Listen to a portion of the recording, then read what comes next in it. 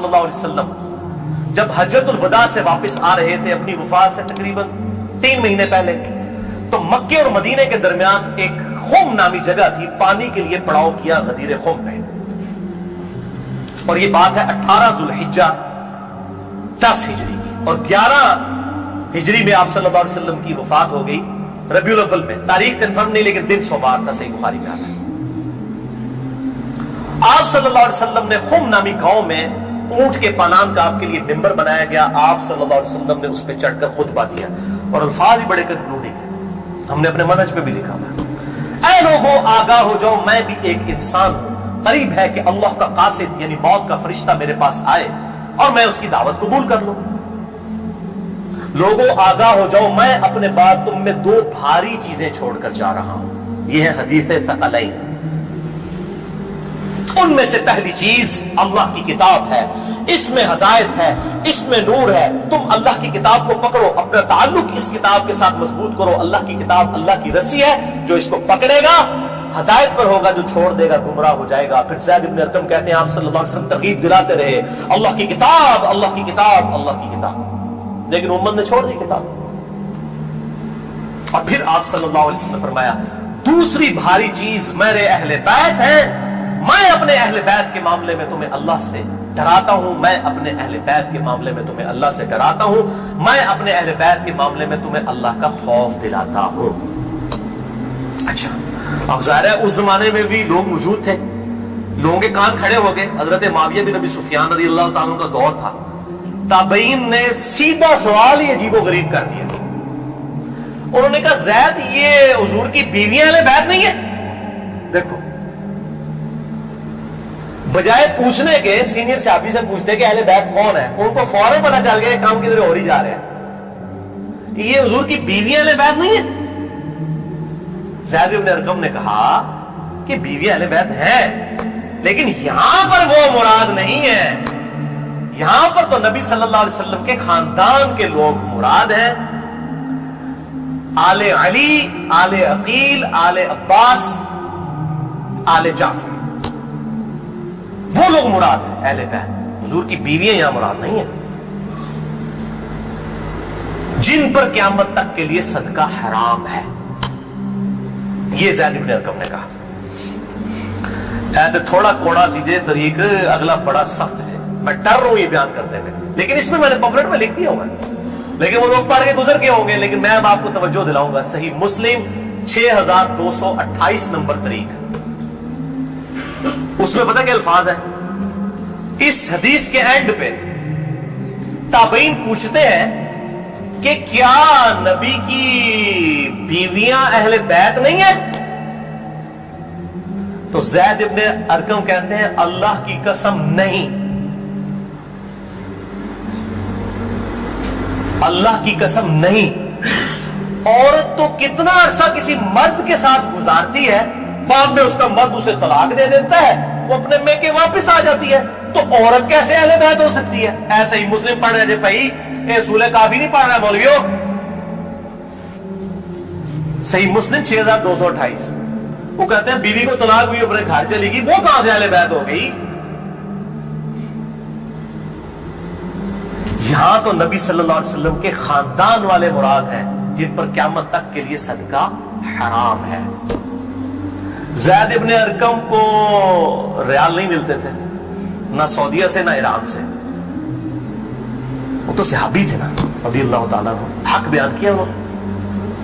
اچھا یہ نہ سمجھیں یہ کہہ دیں کہ زید ابن ارقم کا اجتہاد ہے، اے بھائی اجتہاد نہیں ہے، سن لو، ایک معنوں میں اہل بیت بیویاں ہیں سورۃ الاحزاب آیت نمبر 33 کے تحت، لیکن یہ جس اہل بیت کے بارے میں اللہ سے ڈراتا ہوں ان کے ساتھ اس نے سلوک کرنا، یہ وہی لوگ تو ذبح ہوئے ہیں، آل عقیل ذبح ہوئے، آل جعفر ذبح ہوئے، آل عباس جعفر ہوئے، آل علی ذبح ہوئے، انہیں کی اولادیں ذبح ہوئی نا۔ یہ 72 جو ہم شہدائے کربلا کہتے ہیں، انہیں کے بارے میں ڈرایا تھا جن کے بارے میں بھی خبر دی گئی تھی کہ ان کے ساتھ امت برا سلوک کرے گی۔ اچھا یہ زید ابن ارقم کا اجتہاد نہیں ہے میرے بھائیوں، اس کی سپورٹ میں میں صحیح مسلم سے 2 مرفوع حدیثیں اپنے محبوب صلی اللہ علیہ وسلم کی حدیثیں بیان کرتا ہوں۔ سنیں پہلی حدیث انٹرنیشنل نمبر کے مطابق صحیح مسلم میں 6261 نمبر، اما عائشہ رضی اللہ تعالی عنہا وعلیہ السلام روایت کر رہی ہیں کہ ایک دن نبی صلی اللہ علیہ وسلم اس حال میں برآمد ہوئے کہ آپ صلی اللہ علیہ وسلم نے ایک کالے رنگ کی چادر اوڑھی ہوئی تھی جس پہ نقش و نگار بنے ہوئے تھے جیسا کہ اونٹ کے کجاووں کے ہوتے ہیں. کالے رنگ کی منقش چادر اوڑھی ہوئی تھی. اتنے میں سیدنا حسن آئے, آپ صلی اللہ علیہ وسلم نے ان کو اپنی چادر کے نیچے لے لیا. پھر سیدنا حسین آئے, ان کو اپنی چادر کے نیچے لے لیا. پھر سیدہ فاطمہ آئی, ان کو اپنی چادر کے نیچے لے لیا. پھر سیدنا علی آئے, ان کو بھی اپنی چادر کے نیچے, ان چاروں کو لیا. اور پانچویں خود, جس سے 5 تن پاک کا ہم کانسیپٹ لیتے ہیں, 5 اس چادر کے نیچے لیا. سیدہ عائشہ کو نہیں لیا. پوائنٹ ٹو بی نوٹڈ, وہ راوی ہیں, وہ دیکھ نہیں ہے منظر. اور اما عائشہ دیکھ لیں کتنی محسن مزاج تھی, انہوں نے یہ روایت بیان کر دی. ورنہ کسی درجے میں اپنے بارے میں بھی سوچ سکتی تھی کہ مجھے نہیں لیا گیا. لوگ کل کو سوال کریں گے کہ آپ کو کیوں نہیں لیا گیا, آپ اہل بیت نہیں تھی, یقیناً تھی. لیکن یہ والا معاملہ جو ہے وہ ایکسٹرا آرڈنری ہے, اسپیشل پروٹوکول ہے. چادر کے نیچے لیا. پھر آپ صلی اللہ علیہ وسلم نے سورۃ الاحزاب کی آیت نمبر 33 پڑھی, انما یرید اللہ لیذھب عنکم الرجس اہل البیت ویطہرکم تطہیرا. اے نبی کے گھر والوں, اللہ تو صرف یہی چاہتا ہے کہ ہر طرح کی ناپاکی تم سے دور کر دے اور تمہیں خوب صاف ستھرا کر دے. راویہ اما عائشہ ہے, خود چادر کے نیچے نہیں ہے. علی, حسن, حسین اور سیدنا علی, سیدہ فاطمہ ہے, اور نبی صلی اللہ علیہ وسلم 5 میں خود. تو زید ابن ارقم نے کوئی غلط بات نہیں کی ہے, ان کو یہ حدیثیں پتہ تھی. اور دوسری حدیث صحیح مسلم سے ہی, انٹرنیشنل نمبر کے مطابق 6220 نمبر.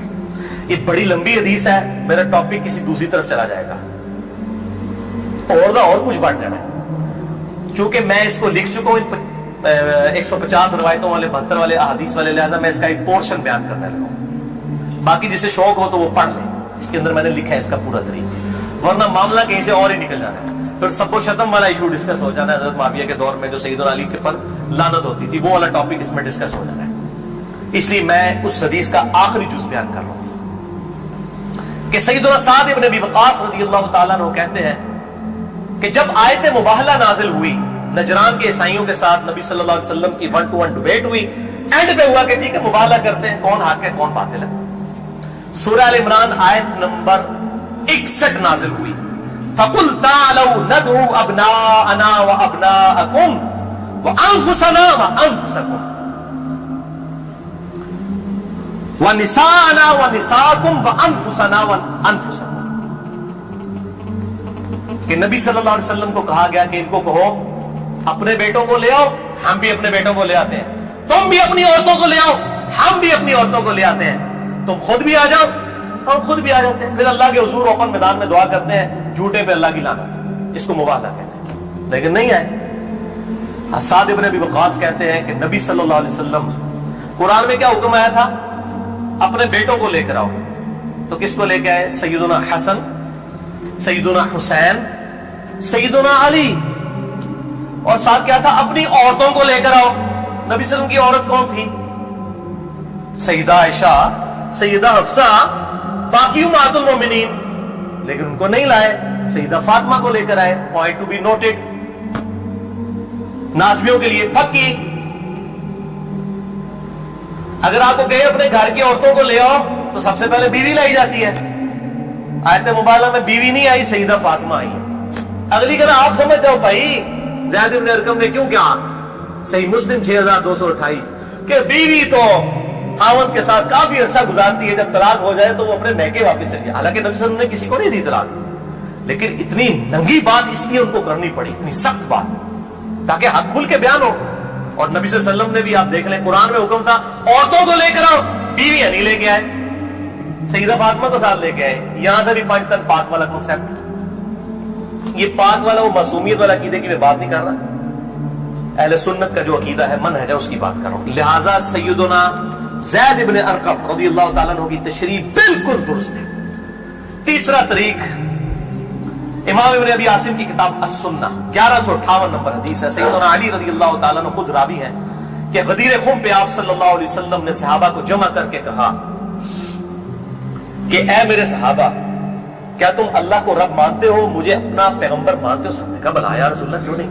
پھر کہا کیا تم اللہ اور اس کے رسول کو سب لوگوں سے بڑھ کر معبود سمجھتے ہو؟ نے کہا کیوں نہیں. پھر آپ صلی اللہ علیہ وآلہ وسلم نے فرمایا کہ پھر اگر تم مجھے اور اللہ کو محبوب رکھتے ہو، پھر فرمایا من کنت مولاہ فہذا علی مولاہ، پھر جس کا مولا میں اس کا مولا علی۔